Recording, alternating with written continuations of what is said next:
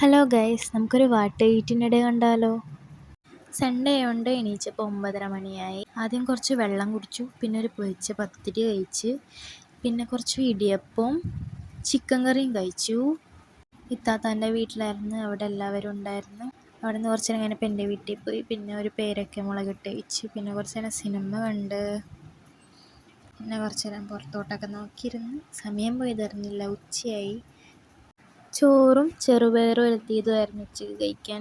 എന്നിട്ട് അത് കഴിച്ച് കുറച്ച് നേരം മഴയൊക്കെ പെയ്ത് പുറത്തേക്കൊക്കെ നോക്കിയിരുന്നപ്പോൾ വീണ്ടും വിശപ്പ് വന്നു.